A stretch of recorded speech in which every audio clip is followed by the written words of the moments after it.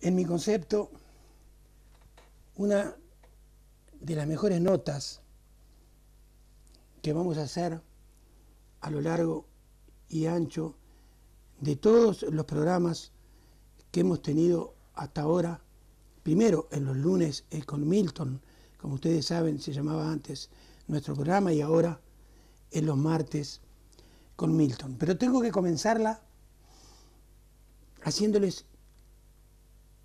contándoles una pequeña anécdota. Allá por principio de los años 70, con mi muy buen amigo recientemente desaparecido, Juan Alberto Pepe Schiaffino, estábamos yendo al Estadio Centenario de Montevideo a ver un partido entre Uruguay y Brasil. Pepe Schiaffino, muchos de ustedes, los que ya peinan canas, sabrán que fue uno de los héroes de Maracaná en 1950. Conquistó el primer gol de Uruguay, que empató el partido. Después Alcides Edgardo Guilla hizo el segundo gol de Uruguay.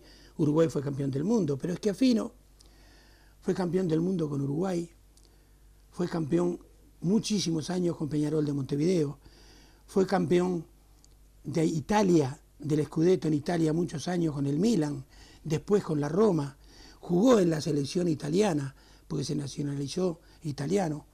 En fin, un gran personaje del mundo del fútbol. Y reitero, estábamos llegando a ese partido Uruguay-Brasil y yo vi un tumulto. Vi que había gente con bolis en la mano y con papeles, y que en el medio había alguien a quien ellos trataban de alcanzarles ese boli y ese papel. Y como Pepe era más alto que yo, le digo: Pepe, ¿por qué no mirás a ver quién está ahí? Le digo, en el medio de toda esa gente. Entonces Pepe se asoma y me dice: un hombre, dice, hay un hombre, dice, allí en el medio de toda esa gente. Y yo le contesté, le digo: pero Pepe, le digo, tiene que ser, le digo, alguien notorio, alguien conocido. Y en ese momento algo sobrevolaba sobre nosotros. Entonces me dice: Milton, me dice, ¿qué es eso que ves sobrevolar? Y yo le dije: un pájaro. Y él me dijo: un pájaro, simplemente un pájaro, ¿no es cierto? Le digo: sí. Dice: bueno, dice, lo que yo estoy viendo allí es eso, un hombre, simplemente un hombre. Me extrañó en primer momento su contestación. Y cuando pasamos al lado de ese tumulto, vi que en el medio de todos ellos, quien estaba era Edson Arantes do Nascimento, Pelé. Entonces, en ese momento, eso me sacudió, porque vi la inteligencia de un hombre, lamentablemente ya desaparecido, como Pepe Schiaffino, que me dijo lo que realmente me tenía que contestar: Milton, allí hay un hombre, simplemente un hombre. Entonces, me dije, para hoy, para este programa, voy a invitar que venga a conversar conmigo un hombre, simplemente un hombre. Entonces, ¿qué hice? Primero cogí el teléfono, lo llamé a su móvil, al rey don Juan Carlos, para traerlo al programa. Se excusó, me pidió que lo excusaran porque justamente hoy es el día que saca a pasear a los nietos.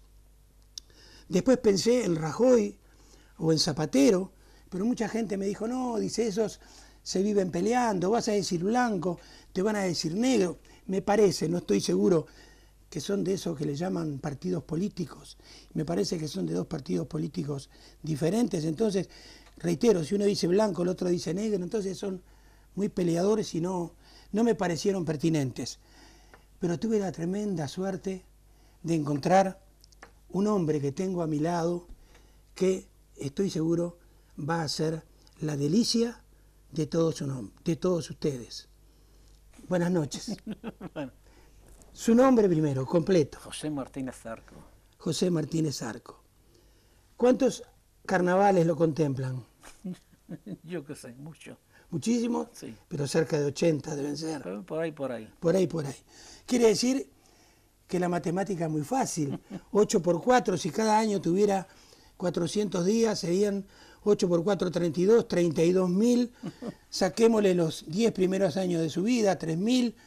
Tiene 29.000 días para contarnos acerca de sus vivencias. Pero lo primero que le quiero preguntar es, ¿cuál es su profesión o cuál fue su profesión a lo largo de su vida? Bueno, fui militar, ¿no? Fui militar, después estuve trabajando en construcciones navales y después me jubilé encargado de obras. O sea, albañil. Albañil, sí. Usted me contaba una anécdota que hizo, por sobre todas las cosas, que nosotros lo trajéramos al programa, porque nos pareció demasiado interesante. ¿Se acuerda que hace pocos días me vio, y ni bien me vio me dijo qué fenómeno que era Mario Benedetti? No, sí. ¿Y qué me contó? Cuéntele usted a los televidentes qué fue lo que me contó. Bueno, yo ya tenía referencias de él, ¿no? Que era un hombre con una cultura inmensa, dentro de una bondad, de un humanismo excepcional.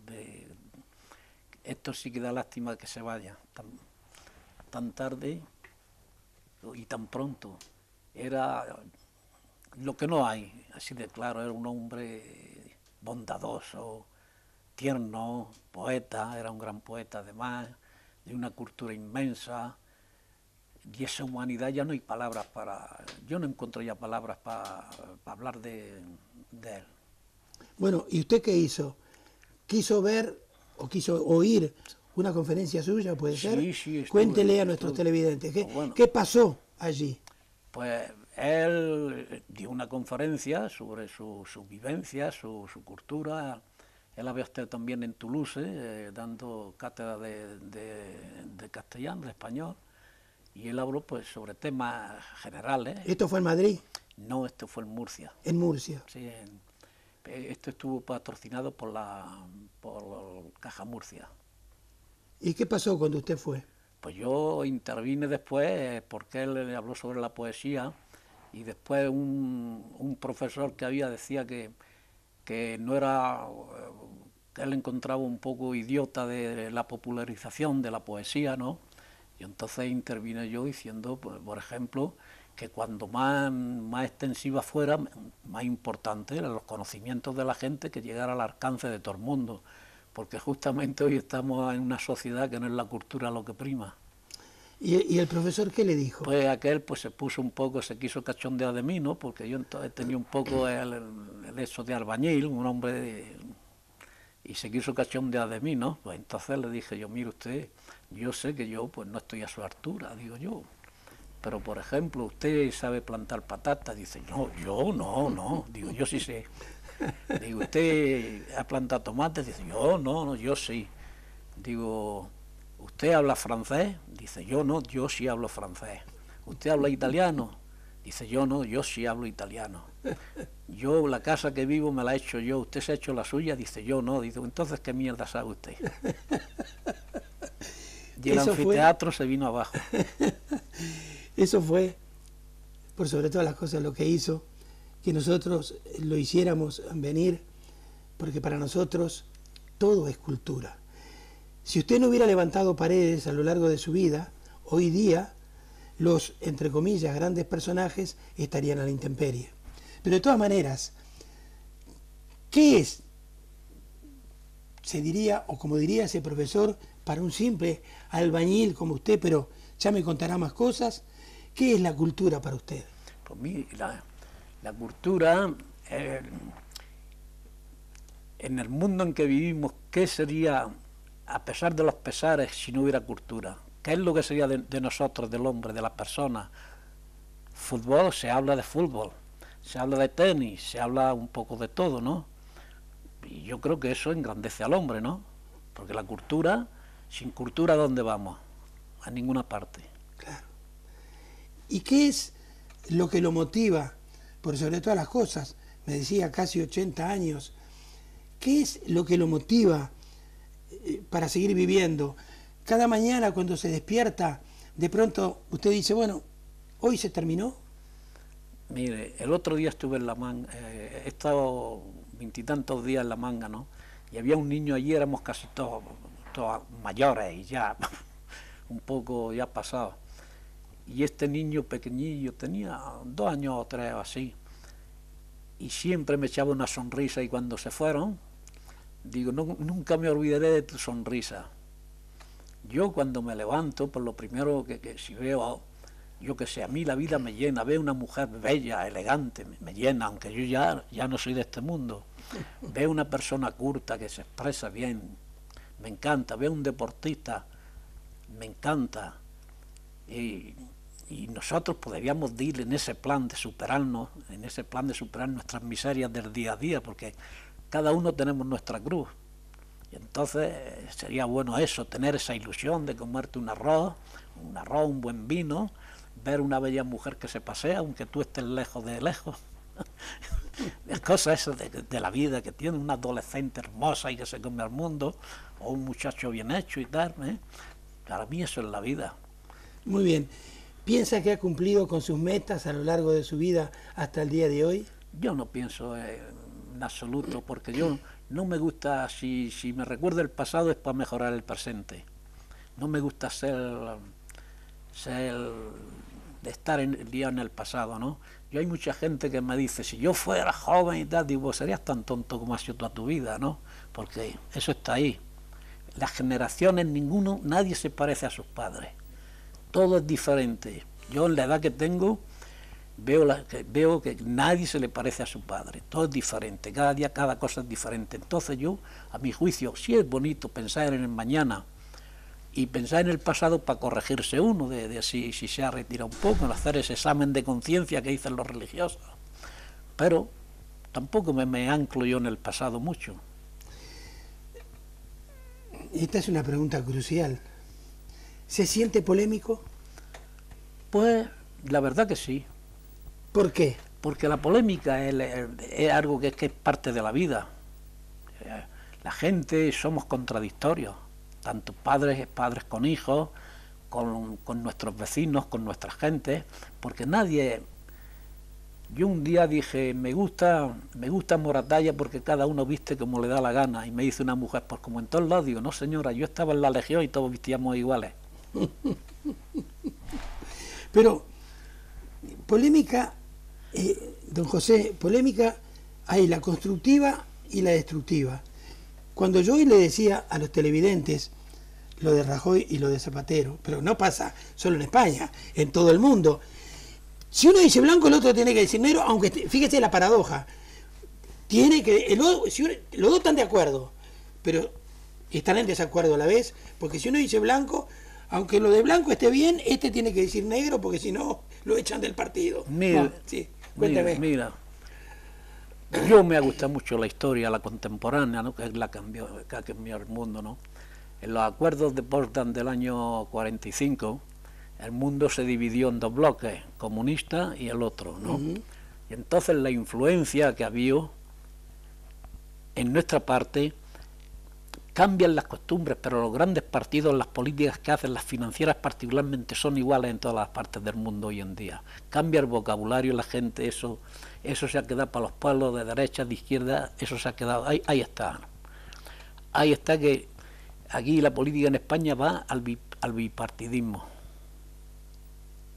¿Por qué se fue de España? Pues la España de entonces me ahogaba. Era una España que sin libertades, me ahogaba, en una palabra. Se fue para Francia. Sí.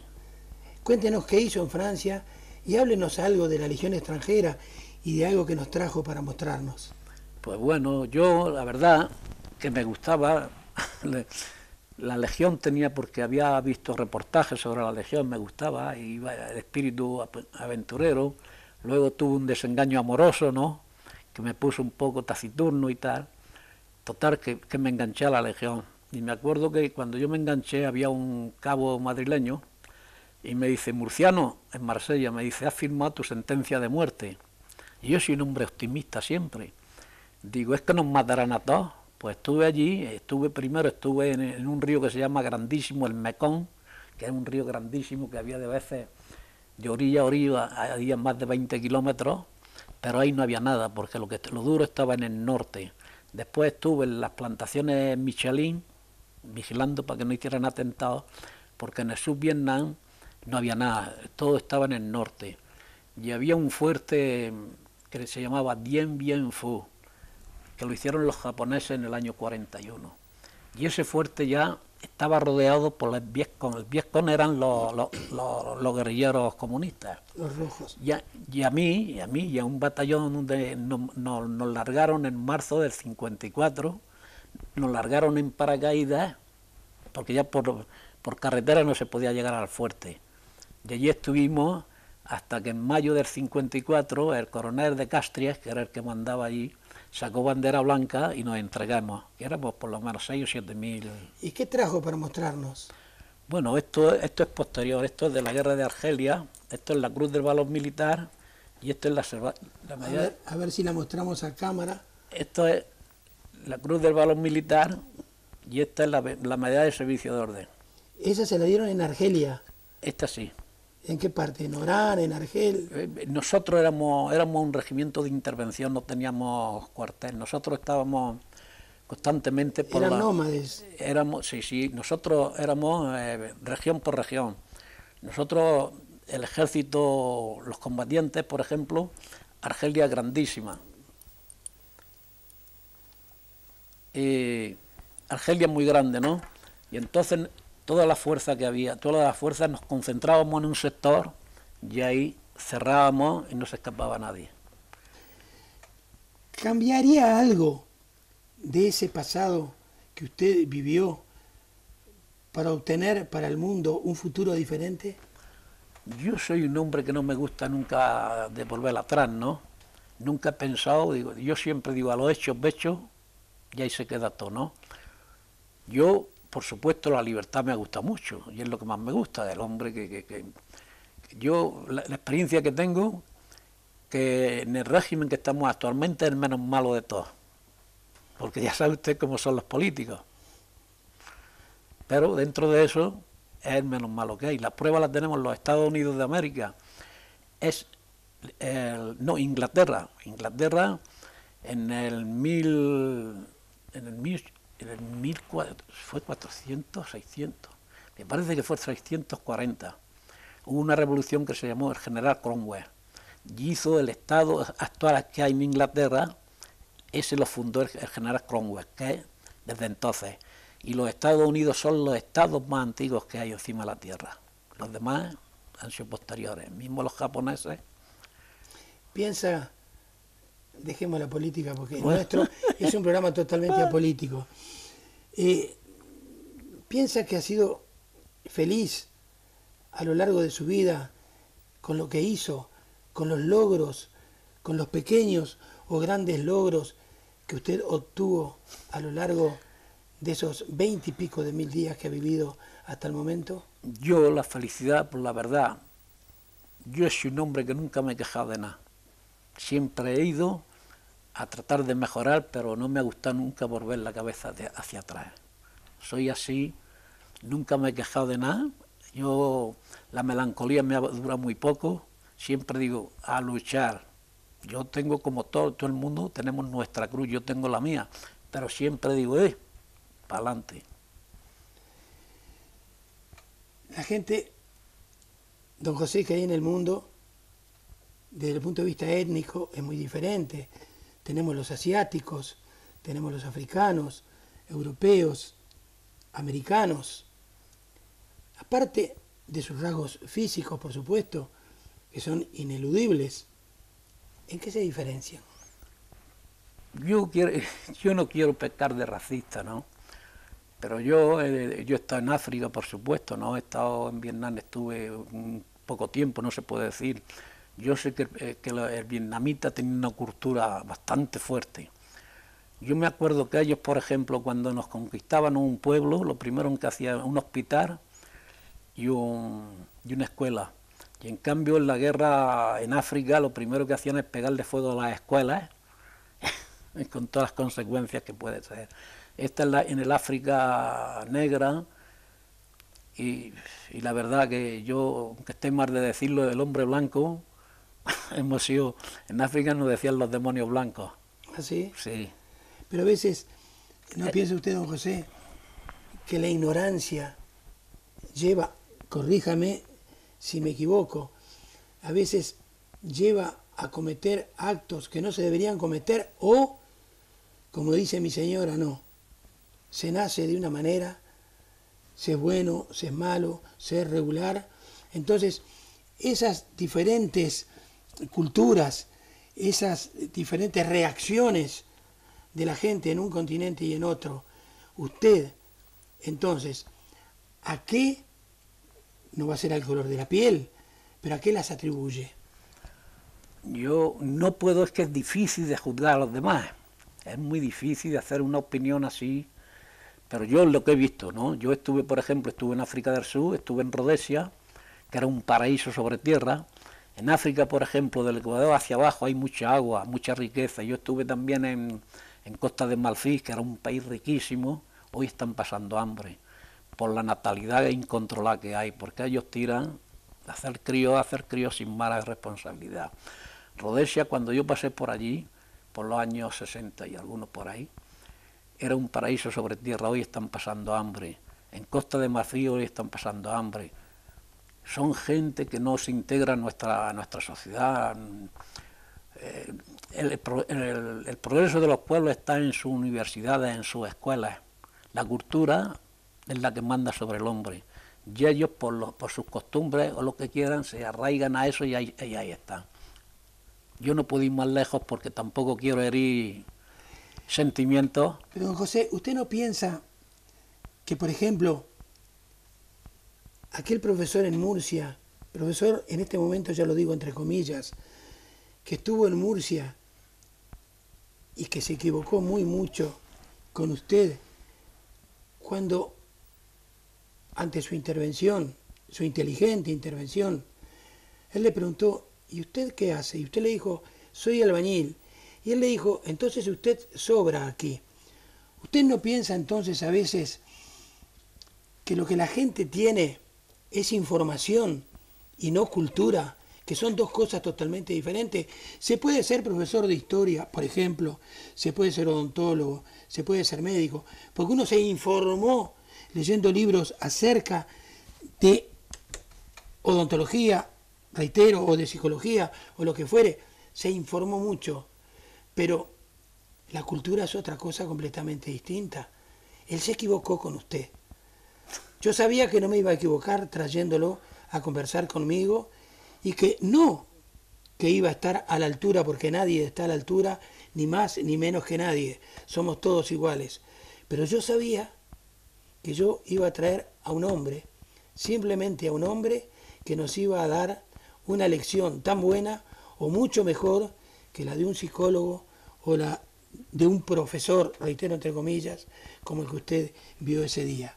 Ahora bien, como última intervención, le reitero y quiero que nos aclare más la pregunta. Ya llevo casi 80 años en la Tierra. He tenido vivencias, casi 30.000 días de vivencias de todo tipo. Muchos dicen, estoy cansado, estoy harto. Para mí se terminó. Ya no sirvo para esto, no sirvo para lo otro. Ya, ¿para qué quiero vivir? Entonces a todos aquellos que nos están escuchando, yo sé, estoy absolutamente seguro que usted les va a dar una lección de vida. ¿Por qué no deben decir al levantarse por la mañana, hoy se terminó? Yo le voy a decir a usted, pero estamos echándonos piropos mutuamente, ¿no? Yo he tenido por ustedes, los uruguayos, he tenido un respeto grandísimo porque me ha gustado esto que ustedes dicen, garra, eso de garra, pero en fin. Sí, la garra charrúa. Ese coraje, me ha gustado mucho desde el año 50 que yo oía aquel partido. He tenido siempre un respeto grande por ustedes, porque me ha gustado como son ustedes. Yo, mire, la vida es preciosa, es infernal, lo tiene todo, ¿no? pero yo la sonrisa de un niño es lo más grande que hay. Ver un buen albañil que trabaja bien, un buen pintor, la vida te llena todo, la ilusión de comerte un buen arroz, un buen vaso de vino, y a lo hecho pecho y a seguir hacia adelante. Yo tengo mi cruz, como he dicho, y siempre, nunca pienso en que me tengo que morir. Yo muchas veces de broma digo, bueno, digo, si no fuera por esto, los médicos, por ejemplo, hoy en día pues tenemos una medicina muy avanzada, que gracias a ella pues somos más longevos, ¿no? Uh-huh. Y yo muchas veces me dice, yo pues si no fuera por eso estaría en el sequero, ¿no? Pero yo, es una cosa que es tan natural que no me preocupo en absoluto por eso. Y ya te digo, yo pues me encanta de ver la sonrisa que tienes, de ver lo inteligente que eres, porque es que hay que ver lo agudo que eres. Muchísimas gracias. Eres muy agudo. Muy bien, le agradezco de todo corazón, ya volverá a conversar con nosotros. Y a ustedes, decirles que ni el rey don Juan Carlos, que no pudo venir, ni Zapatero, ni Mariano Rajoy, tuvieron ustedes la tremenda fortuna de escuchar a José Martínez Zarco. Como decía mi gran amigo el Pepe Schiaffino, fallecido hace poco tiempo. Milton, un hombre, simplemente un hombre, hasta dentro de pocos momentos.